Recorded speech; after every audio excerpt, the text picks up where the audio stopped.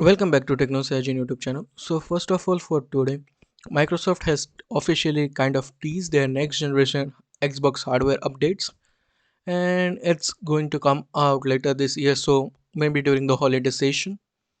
But yeah, they said next generation is going to see the next largest technical leap ever. We don't know, it's just a refresh or it should be a refresh.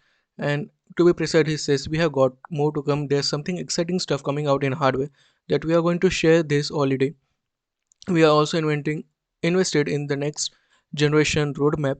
What we are really focused on there is delivering the largest technical leap you will have ever seen in hardware generation, which makes it better for players and better for creators and the visions that they are building. And it is Sarah Bond, ex-president of Microsoft, so Xbox president of Microsoft. So it will be a Series X refresh and Series S refresh, which we already know. It's Brooklyn and Elwood, and there will be a new Xbox controller. And also, Phil Spencer has touted something. He is quiet about specific hardware updates, but he did show some interest by liking two tweets discussing about potential Xbox handheld system. So there might be an Xbox handheld system similar in the veins of ROG Ally or Legion Go or Steam Deck. But yeah, it needs to be seen how it turns out. But at the current moment, this is just a rumor. But yeah, next hardware generation is coming soon. Next up, Meteor Lake seemingly struggles against Phoenix APUs in early MSI Claw review. Like MSI Claw's review has been done, and do note MSI Claw is clocked higher than compared to Z1 and Z1 Extreme in ROG Ally. And yeah, according to early reviews by Please Shuffling, it looks like Meteor Lake doesn't have what it takes to go head to head with AMD's Z1 Extreme, and the default TDP for Claw is 35 to 40 watts, while that for Ally is 30 watts, and the and 155H, which is in MSI Claw, has been left behind in every single game, and in some scenario it is up to as high as 30 to 40% behind. So like Z1 Extreme has upwards of 10% lead and upwards of 30 to 40%, and in some games it's upwards of almost double. Like MSI Claw was not able to compete at all, twice the frames compared to MSI Claw with Z1 chipsets. It just shows how power efficiency works in these systems, because you can just tone down in ROG Ally to I think 5 watts also.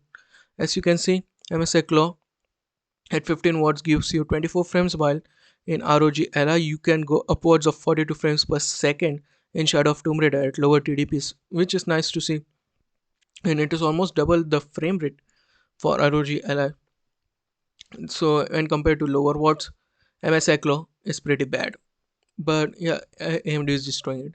And also AMD has rolled out new goodies for RDNA 4 GPUs at Linux, and it's slowly approaching complete enabling.